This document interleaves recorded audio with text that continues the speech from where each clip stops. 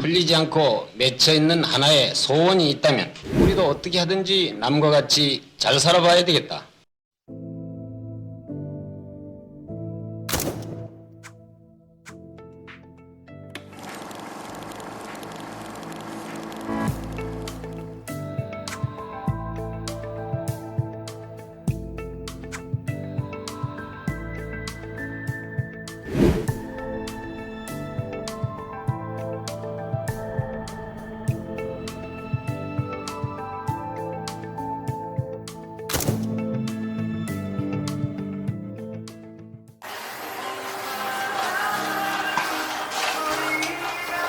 띠링.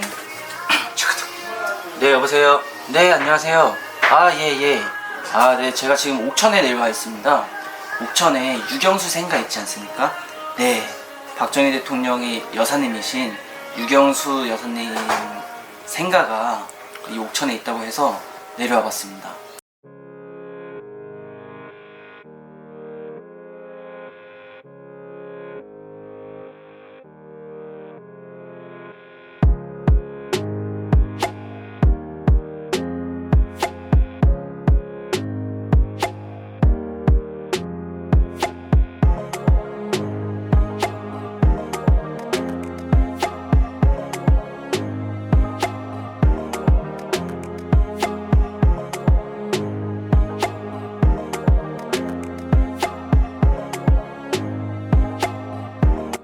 네, 안녕하십니까 여러분. 6737 탐방. 오늘 저희가 온 곳은 어디냐면요, 바로 박정희 대통령의 부인이신 유경수 여사의 생가를 찾아 옥천에 도착했습니다. 여기는 상계리라는 곳에 왔는데요, 여기가 유경수 생가 바로 근처에 마을회관 바로 앞입니다. 마을회관 앞에서 시작을 하게 되었고요. 이 앞길을 이렇게 쭉 따라가면서 유경수 생가 주변에 어떠한 것들이 있는지, 어떠한 역사적인 사실들이 유경수 생가 주변에 함께 있었는지, 이거를 저희가 말씀드리면서 한번 가보도록 하겠습니다. 그러고 여러분들한테 되게 재밌는 사실 하나 말씀드릴까 하는데요, 박정희 대통령과 유경수 여사는 환상의 커플이었다. 이거는 모두가 아마 동의를 하시는 부분일 겁니다. 그런데 풍수지리학적으로도 산맥의 지형이, 유경수 생가와 박정희 생가를 둘러싸고 있는 산맥의 지형 자체도 최고의 짝꿍이었다. 이렇게 똑같은 판박이 산맥 지형이 없다. 이런 사실이 있습니다. 저쪽을 보시게 되면요, 마성산이라고 있습니다. 저기 보이시는 산이 마성산인데요, 마성산 산맥을 따라서 저기 보이는 언덕, 저 산맥이 310m 봉입니다. 310m 봉. 자, 쉽게 여러분들 외우시기 편하게 310 봉이라고 하겠습니다. 자, 제일 높은 게 마성산, 그 다음에 저기 보이시는 게 310 봉입니다. 310 봉. 그리고 저쪽에 보이지 않는 곳이 있는데, 저 바로 옆에가 국수봉이라는 언덕입니다. 그래서 박정희 생가의 이 산맥 지형을 보면요, 생가를 중심으로 양쪽 사이드 산맥에서 이렇게 딱 뒤덮고 있는 그런 생가의 모습이 있습니다. 유경수 여사의 생가 또한 그 산맥이 생가를 감싸고 있는 그런 형태인 것입니다. 그래서 이걸 위에서 보시게 되면은 박정희 생가와 유경수 생가의 산맥 지형이 똑같다, 천생연분이다 라고 하는 풍수지리 썰이 있습니다. 여러분들이 이 점 아시고 옥천 관람해 주시면은 너무 좋으실 것 같아요. 옥천에 오셔서 유경수 생가를 방문을 하실 때 이러한 사실을 알고 가시면은 더욱더 재밌을 거라는 점 여러분들한테 말씀드리겠습니다. 그러면 계속해서 가보겠습니다.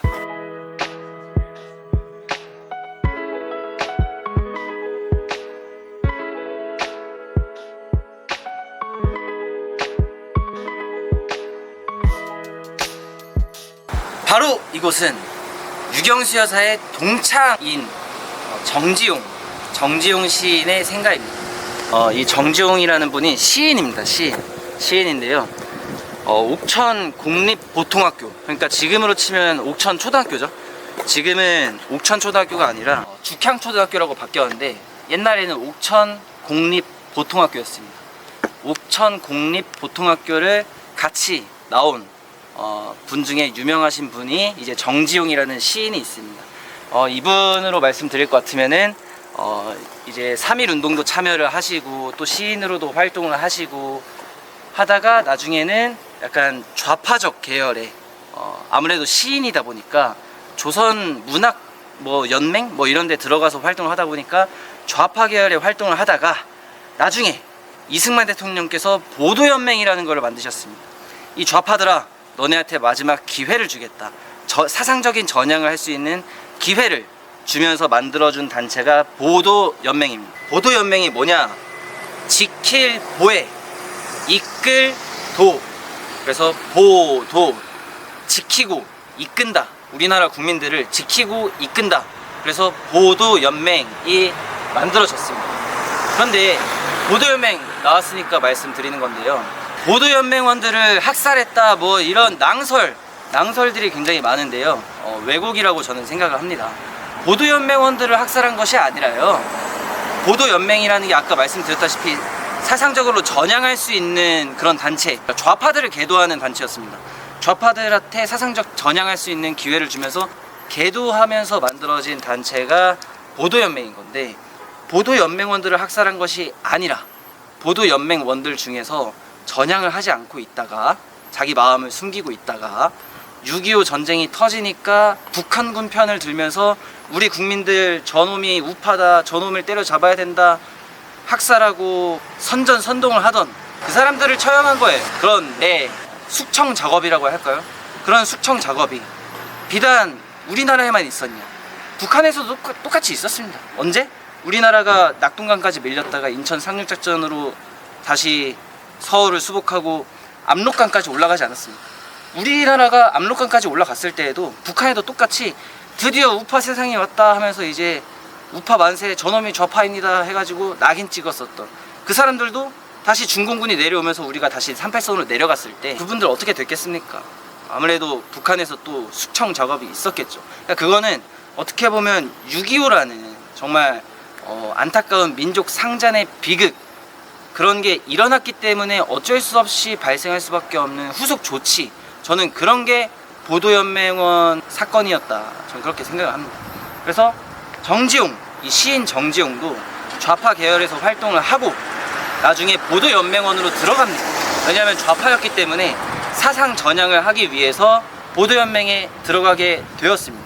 그런데 6.25 전쟁이 끝날 때쯤 해서 북한으로 끌려간 건지 자발적으로 간 건지는 알 수가 없습니다. 그리고 북한에서 처형을 당한 것으로 알려져 있습니다. 알려진 게 그런 것이고 정확한 사인은 알 수가 없는 상황입니다. 안타까운 거죠.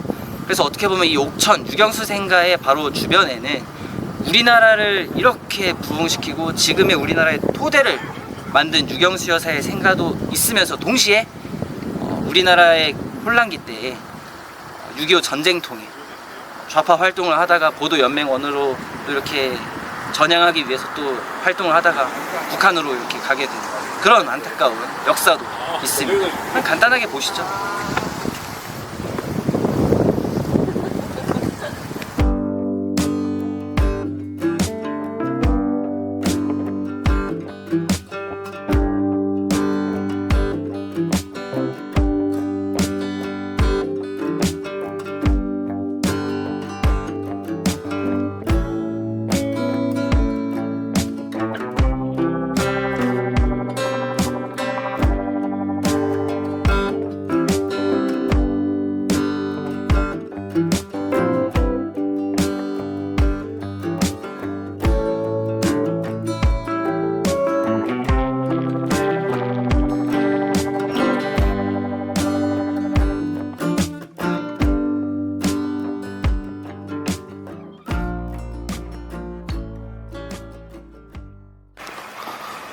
여기가 유경수 생가를 가는 길인데요. 여기가 이렇게 일자로 쭉 가면은 유경수 생가가 앞에 나옵니다. 방금 정지용 생가를 지나쳤고요. 그리고 저 앞에 보시면은 또 뭐가 있어요. 그리고 또 앞에 연꽃 머시기가 있고 그 다음에 이제 유경수 생가가 나오는데 여기가 관광지입니다, 여러분. 관광지인지는 몰랐습니다. 근데 와보니까 사람들이 생각보다 많아요. 요 앞에가 옥천 전통 문화체험관이라고 하는데요. 간단하게 들려서 옥천의 전통 문화체험을 잠깐 해볼까요? 네.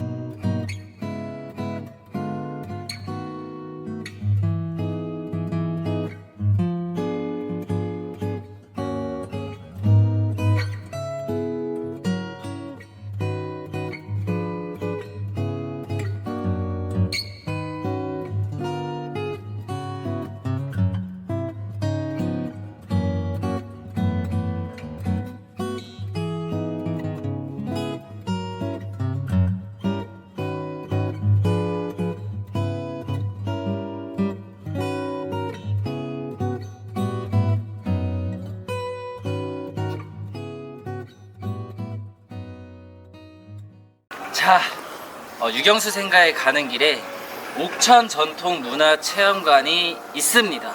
네, 옥천에 전통 문화가 어떤 것이 있는지 체험을 잠깐 해보고 유경수 생가로 가보도록 하겠습니다.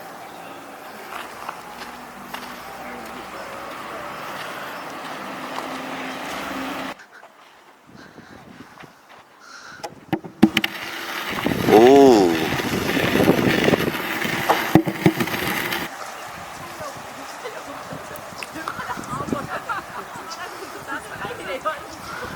그네 탈 줄 모르세요? 잠시만.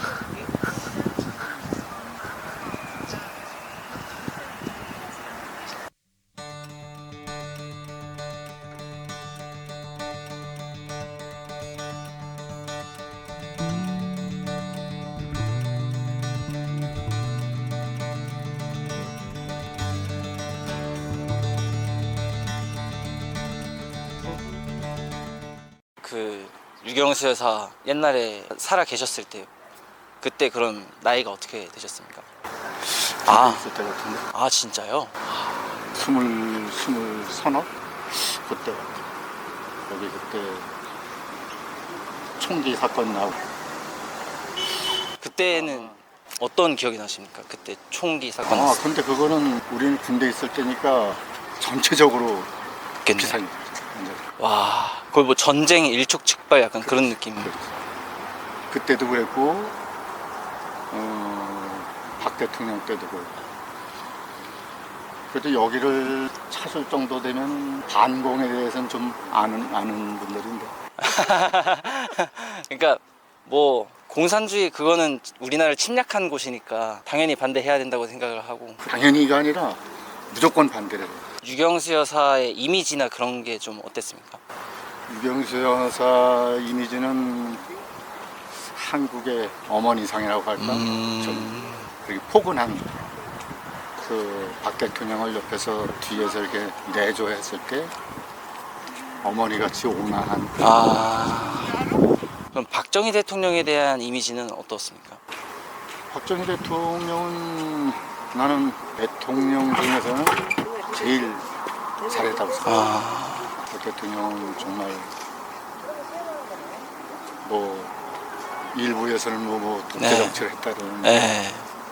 내 생각에는 전혀 그거는 독재라기보다는 네. 나는 한국을 살렸다고 나는 저도 그렇게 생각합니다. 그때 막 이렇게 막 나라가 발전하는 거를 이렇게 두 눈으로 직접 보시고 또 그 현장에 뛰어드셨던 분이라서 감사하기도 하고 저희는 그냥 태어나 보니까 잘 사는 나라여가지고 박 대통령이 아니었으면 미국에서도 포기를 했던 나라가 우리는 그죠. 6.25 때 예. 끝나고 나서 네. 전쟁 끝나고 나서 한국엔 희망이 없다. 그 미군들이 와서 그렇게 얘기했었는데 박 대통령이 그 새마을 사업하고 그 경부 고속도로 했을 때 예. 김대중 씨나 네. 그다음에 와서 경부 고속도로 할 때 거 가서 누워 있는 거예요. 그 정도로 반대를 했었는데 예. 그래도 그 바람에 우리나라가 이만큼 발전했다고 생각합니다. 그죠. 그럼 새마을 운동 할 때도 기억 나십니까? 그렇죠. 새마을 운동할 때 이런 기아집이 없었죠. 완전히 초가집, 전부 초가집, 볏집으로 된 초가집이 있었는데 새마을 사업하면서 그 스레트라고 석고식으로 이렇게 네. 스레트를 이제 찍어내가지고 그걸로 전부 집을 개량으로 짓고 흙벽돌에서 세멘트 벽돌로 이렇게 찍어가지고 네. 집을 지은 게 그때 이제 새마을 사업이죠. 오래 가려면은 빨간색도 칠하고 파란색도 칠하고 좀 그거를 오래 보존하기 위해서 이제 그렇게 해놓은 거예요.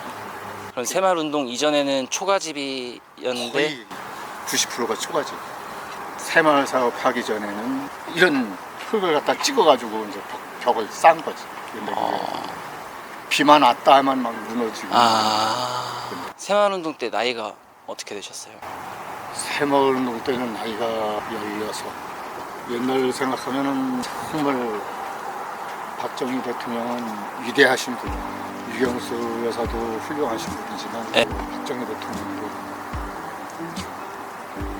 훌륭한 사람이에요. 아마 나중에 예. 몇십 년 지나고 예. 그 후에는 아마 박정희 대통령이 이렇게 좀 뜨지 않을까.